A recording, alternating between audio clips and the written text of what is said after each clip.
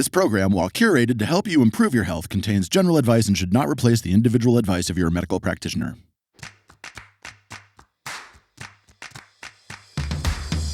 I see so many women with pelvic pain. It's interesting that over time we've developed this concept that period pain is normal.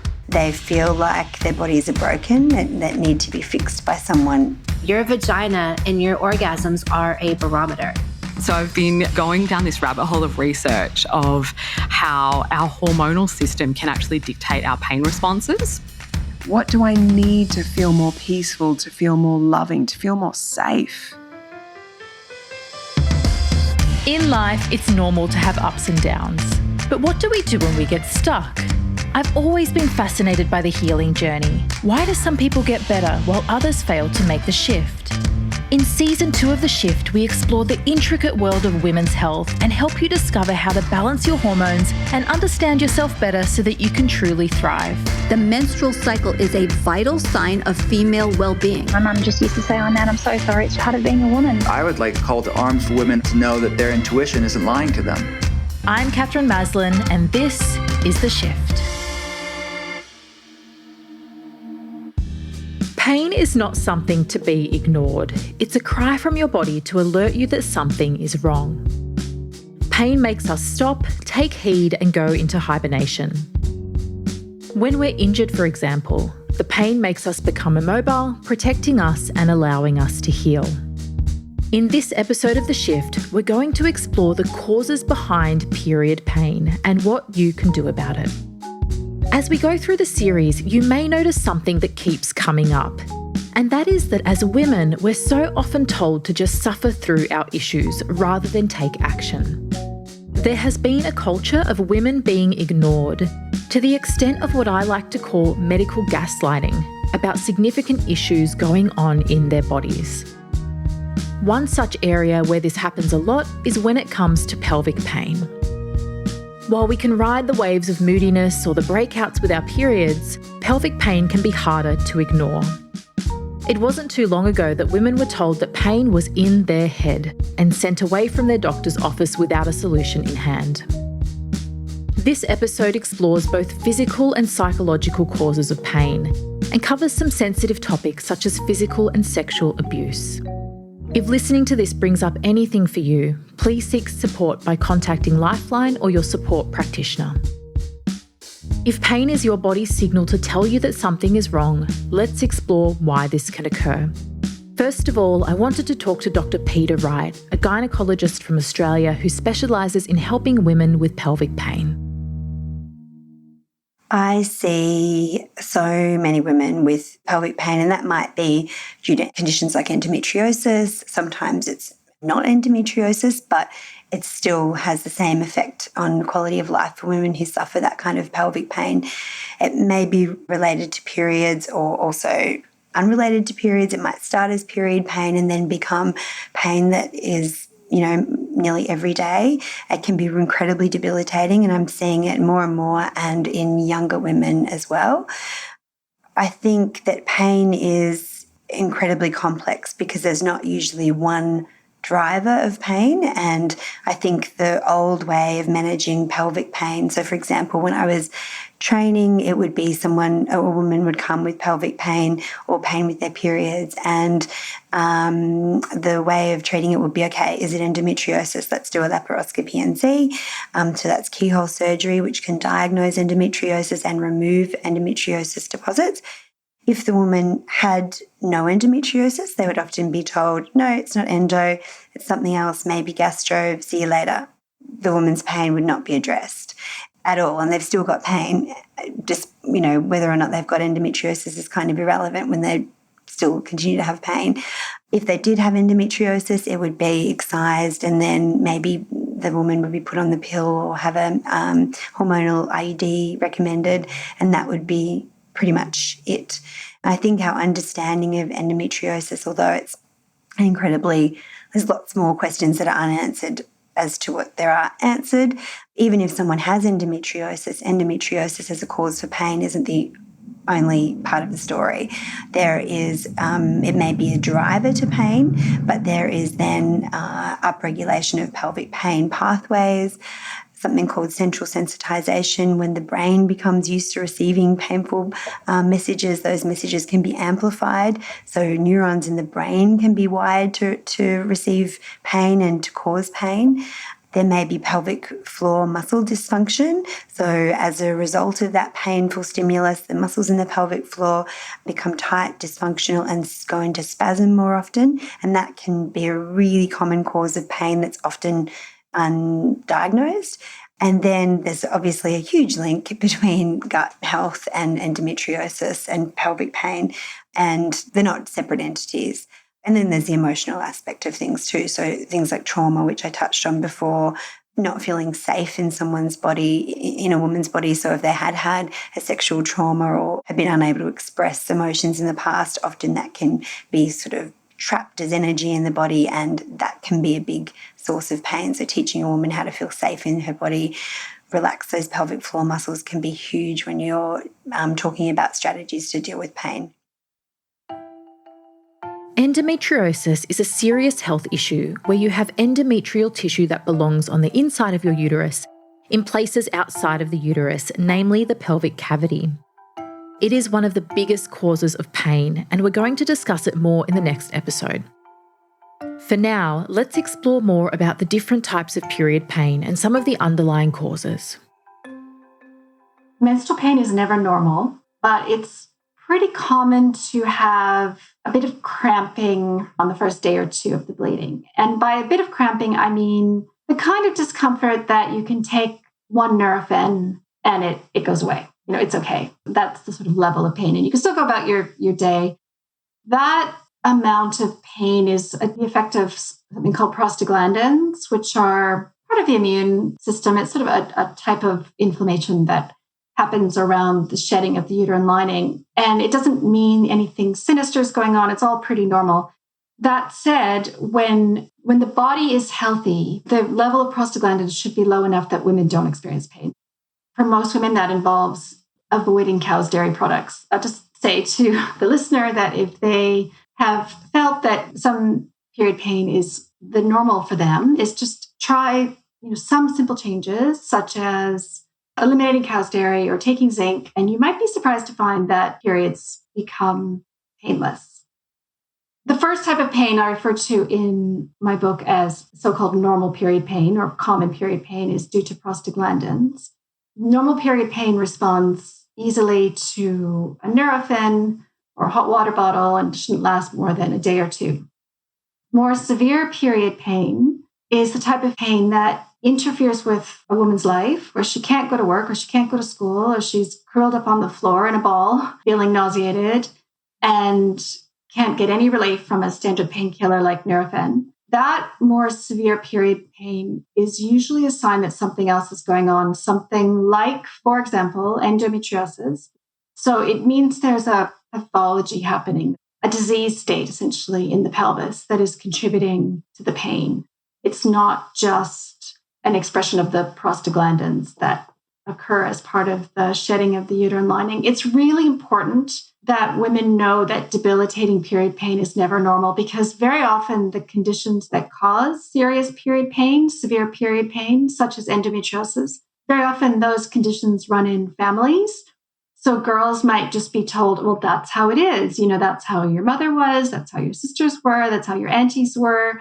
And they're just led to expect that this is the kind of thing they have to put up with. So that's why some of the activism around endometriosis is so important, to raise awareness that is never normal, and debilitating period pain is something that requires treatment.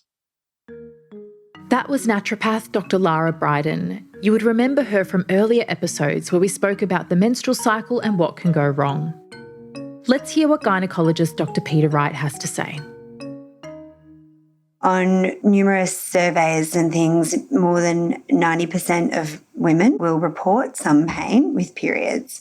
And I would say that pain that occurs on the first couple of days that is manageable with simple analgesia, so Panadol, Nurofen, ginger, something that I often recommend, other supplements, stretches, hot packs, etc. Pain that doesn't dreadfully affect your quality of life can be normal, okay? But if it is going on for the whole period, if it's severe and debilitating, you're not able to get out of bed, you're not able to do things that you normally would do, and it's accompanied by other symptoms such as pain with sex or pain when you go to the bathroom or other things like that, then you definitely should seek early intervention. I think the key is about if you're having any degree of pain that's interfering with your quality of life and making you not able to live the best life that you want to live, you should seek help. And that could be from a gynecologist, could be from a GP, could be from a natural medicine practitioner, just someone who can intervene and give you some strategies.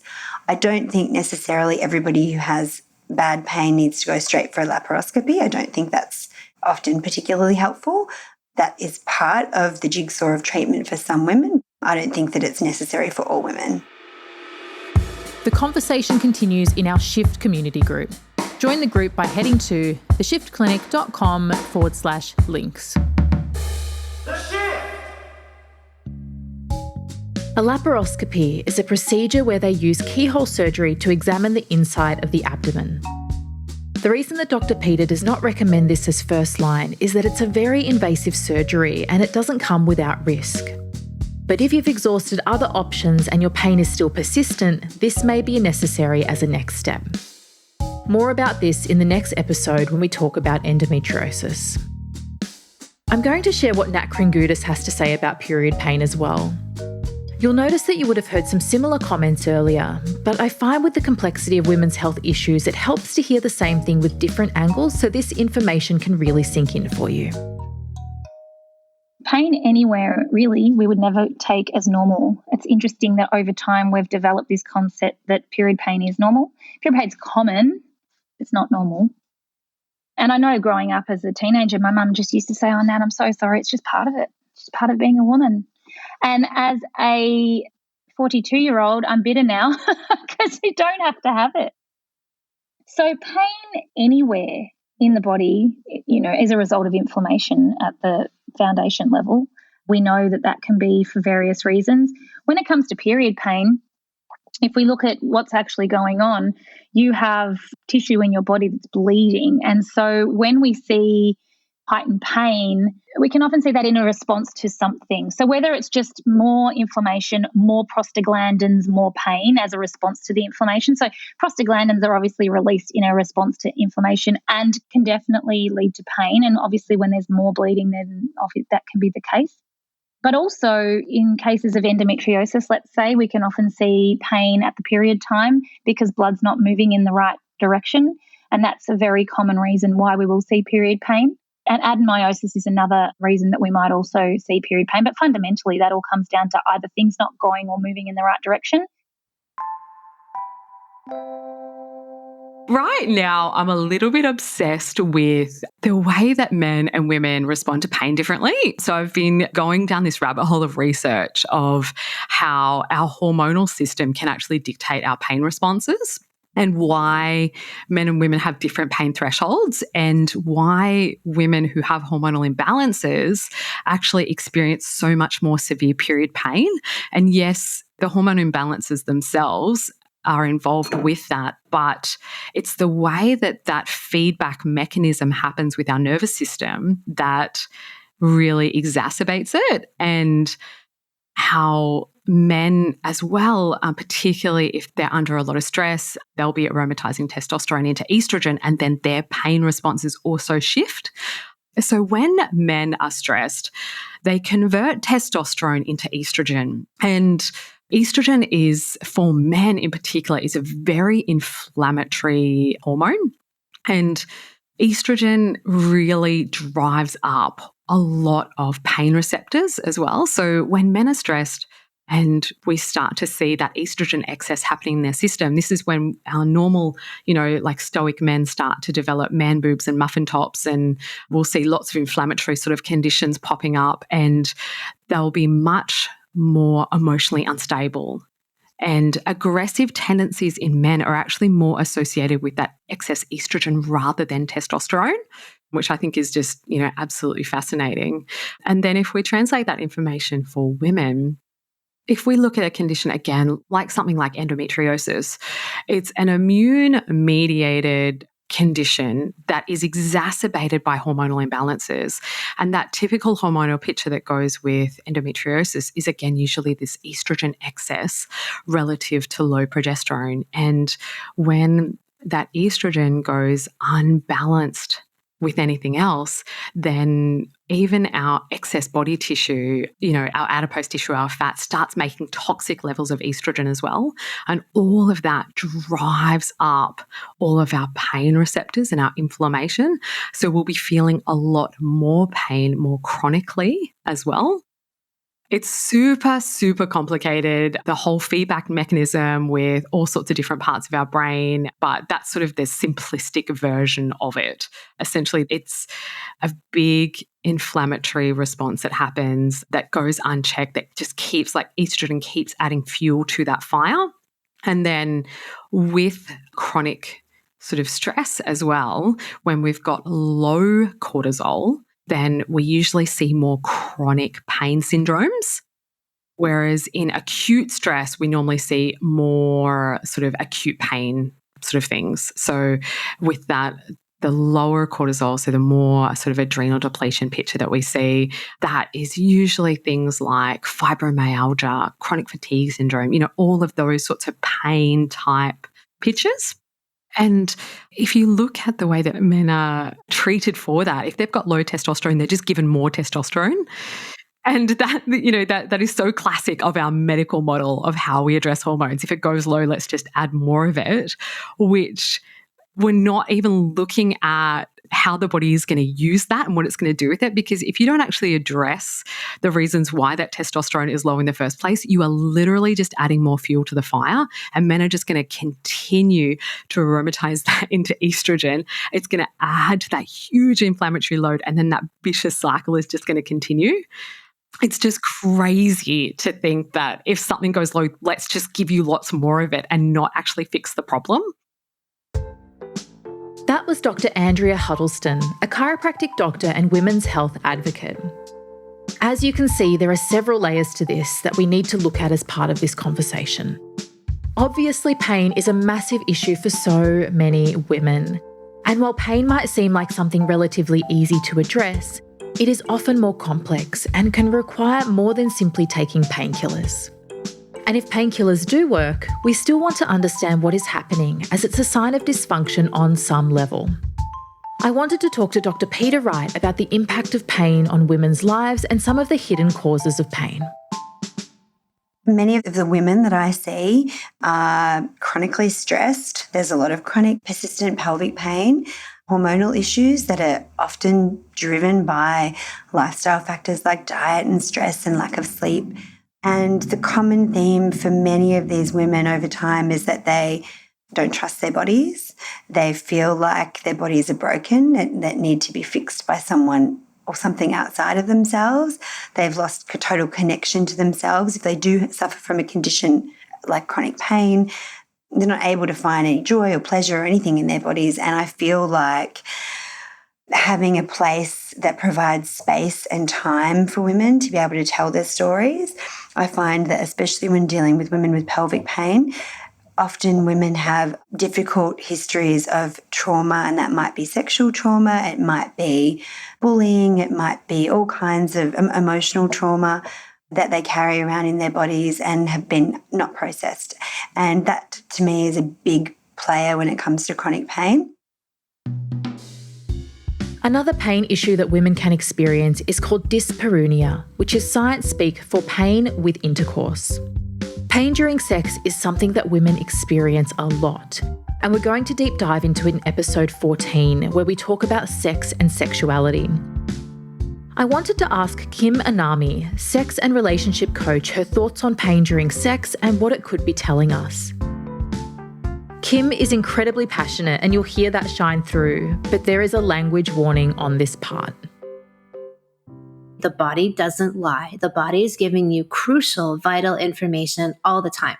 And if your vagina is clamped, what I call vagina on lockdown, there's a reason for it. It doesn't want to have sex, or it doesn't want to have sex with that person, or it's mad at that person, or it needs healing. Like there might have been, often what I found with that specific condition is there's a history of sexual trauma, sexual abuse, or rape or assault, and it's never properly been healed or cleared in that person's system. And so the vagina is saying, nope, not bringing in any visitors until you heal me, right? And the woman is like trying to force it, or, goes to the doctor, what's wrong with me? And they don't ever ask those questions or even think there's any relationship there.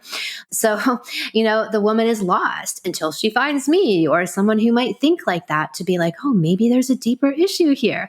And there always is. Right? There always is. So yes, it's for sure. It's a barometer. Your vagina and your orgasms are a barometer. If your vagina is not wet, let's ask why, right? Is there an emotional connection that's missing? Is there something physical that needs to happen? If the vagina has pain or frequent infections, it's giving you a message, right? It's blocking or saying no when you can't.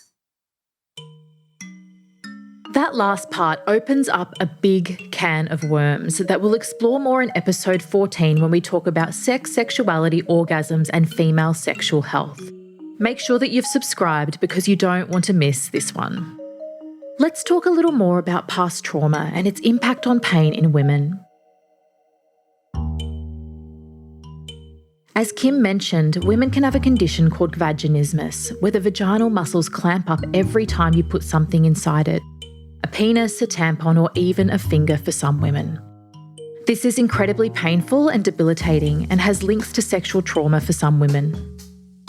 Then there is the fact that past sexual trauma can later manifest into pelvic pain issues. I wasn't sure of the data, but certainly in my years of clinical practice, a very high proportion of my patients that presented with persistent pelvic pain or pain with intercourse had a history of sexual trauma of some kind. When I looked into it further, there were several studies that showed that this is absolutely verified. What the research shows is that women who are sexually abused are more likely to experience chronic pelvic pain, and that the severity of the abuse is associated with the likelihood of pain developing too. Unsurprisingly, endometriosis is also more common in women who are sexually abused.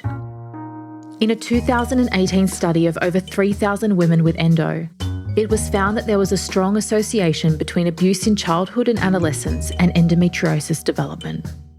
Both physical and sexual abuse were associated, with the association strengthening in a dose-dependent manner.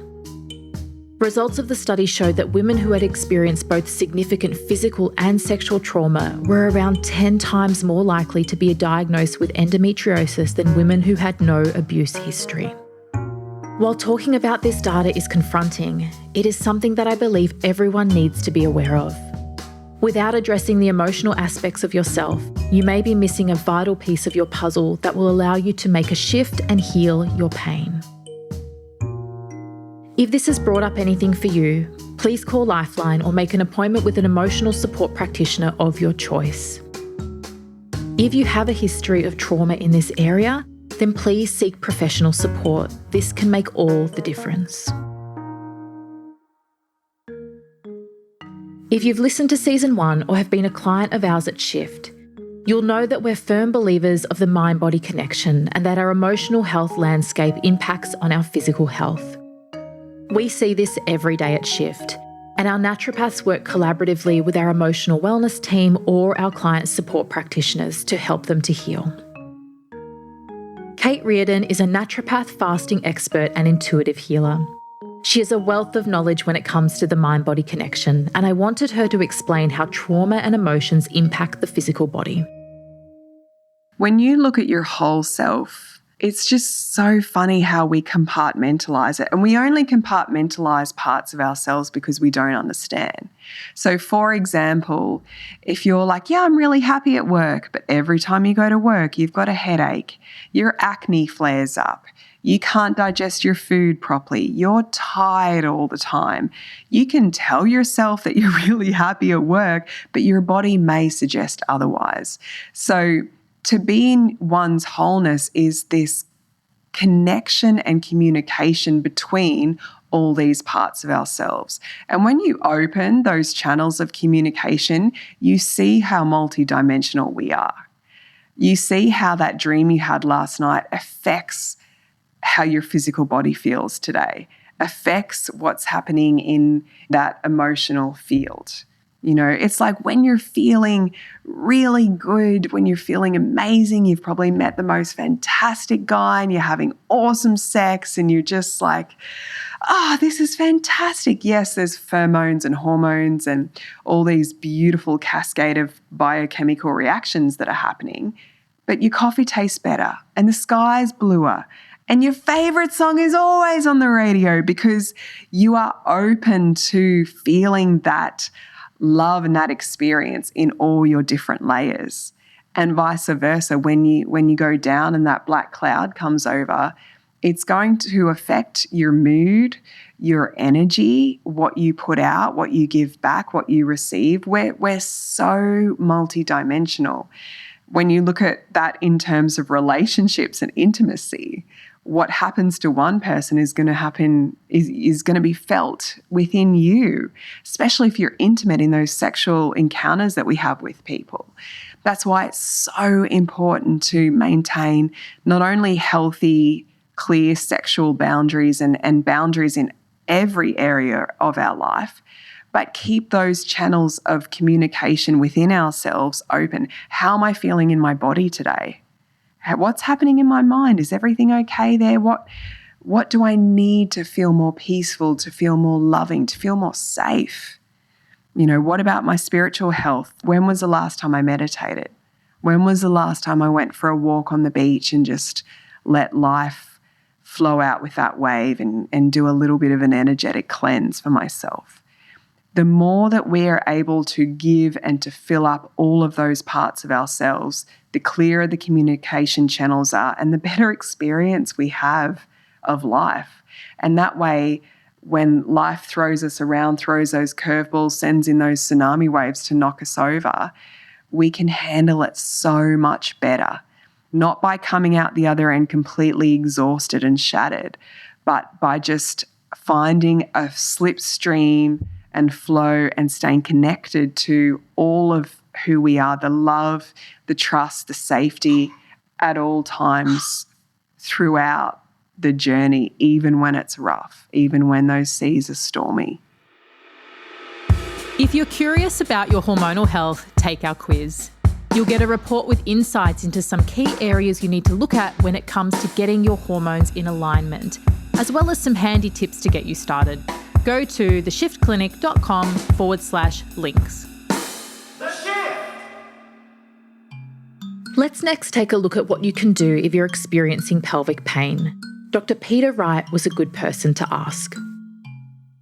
I think the key is, first of all, before it becomes chronic pain. So I think it's important that early intervention, because we know that if someone is exposed to painful stimulus over time and repeated painful stimulus, chronic pain is more likely to develop. And that's when, say, a woman starts off having progressively more painful periods, and then she starts to have pain on most days, even when she doesn't have bleeding.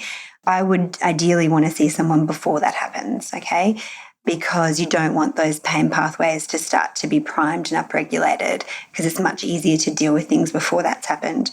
So I would start by perhaps seeing your GP. The trouble is that there are lots of ways to treat that pain, and I think the thing is that many women only know that there's Panadol, Nurofen, and hormonal contraceptives. So I think the key thing is probably to understand, first of all, what's causing normal period pain, because I think that's a big thing, because fear of when a woman has pain, and you can't see, it would be lovely if you had a little window into your pelvis so you could see what's going on, but we don't. And there is a lot of fear associated with pain, because pain is supposed to be generally, it's a sign that our body is telling us something's wrong, that we need to do something about it. Normal period pain is when the lining of the uterus is shedding and we're releasing things called prostaglandins, which are little chemicals that irritate the nerves inside the pelvis. The other thing that happens is the uterus contracts, and when that happens, as it's a muscle, oxygen levels in the muscle fall. It's a bit like having a stitch. So they're probably the two main causes of pain when someone has a period. Obviously, if a woman has more prostaglandin, they can have more pain. If they've got more inflammation in their whole body, they might have higher levels of prostaglandin. If they've got more sensitive pain receptors, they might, experience more pain as well. And then there's the emotional side of things. And then there's the pelvic floor muscles as well that can lock up. So there's quite a few aspects to period pain. And so I would work initially on trying to educate a woman about what is causing that period pain, and then focusing on some of the strategies to reduce those prostaglandins, relax muscles, downregulate pain pathways, and start there. So I think it's important that women understand that there are other options besides the pill if they're wanting another option, like addressing the root causes of some of those physiological reasons for pain we've talked about. So I would see a gynecologist, see what's happening with the gut, see what's happening with bowel motions, diet, lifestyle, all of that. Some of the ways of reducing prostaglandins can be through diet. So an anti-inflammatory Mediterranean-style diet would be what I would recommend as a starting tool. So I would be eliminating gluten and dairy, often working with a dietitian or a naturopath to really look at specific things that could be affecting that particular woman. Reducing sugar, processed foods, inflammatory seed oils, that kind of thing. And then some supplements can be helpful. So I always recommend zinc and magnesium because they can reduce those inflammatory prostaglandins. Fish oil can increase anti-inflammatory prostaglandins, which can be helpful. Curcumin, the active ingredient in turmeric, can also help. And then dealing with the pain by using all of those things on a daily basis to reduce inflammation, and then working on those when they get those pain flares. So stretches, if they've got a degree of pelvic floor upregulation, then I would get them to see a specialised pelvic floor physio. That can often make an absolute world of difference. I've seen women who have had bad endometriosis, have laparoscopic excisional surgery, but the physio is a huge part of it because a lot of that pain response can be due to those pelvic floor muscles. We often don't have any awareness of that unless they are super tight. But then because it's such a vague pain, no one ever comes to see me and says, I've got pelvic floor pain. It's always, I've got pelvic pain. So that's another thing.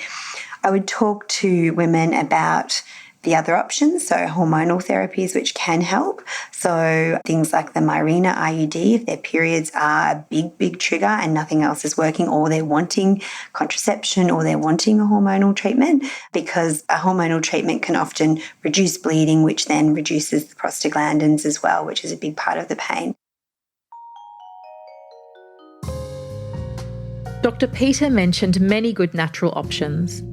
What I'd love to add to this is that heat therapy, such as using a heat weat or hot water bottle, is incredibly effective for some women. At Shift, we make our clients specific pain relief herbal formulas, so a good naturopath may be able to assist you with this. Our clients are usually on a comprehensive plan to address the many factors that may influence their pain, such as endometriosis, hormonal imbalance, poor circulation, or stress. When it comes to diet and inflammation, we want to eat a diet that is whole food and free from inflammatory foods like sugar, refined carbohydrates, cakes, cookies, deep-fried foods, fast food, crisps, and soda. What is very important to know is that if you have undiagnosed pelvic pain, then please do seek help.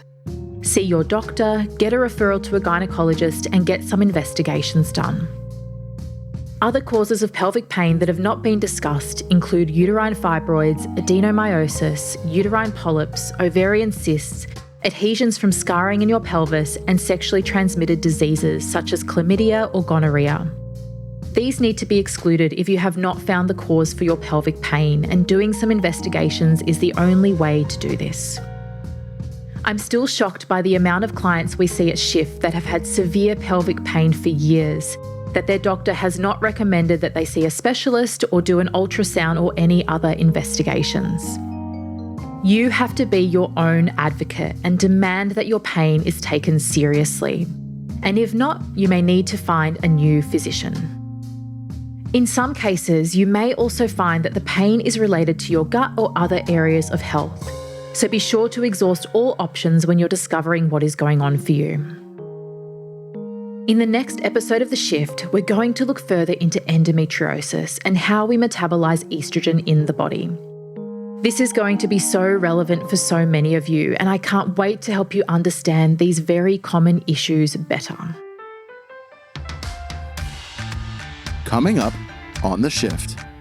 Endometriosis is not a hormonal condition. The solution to having termites in your house isn't to blow up your house. That's really what we're doing with women with endometriosis. The main strategy for endometriosis is to treat the immune dysfunction that lies at the heart of the disease. I would like a call to arms for women around the world to know that their intuition isn't lying to them. So if you have been diagnosed with endometriosis, I would say it's not going to define your life.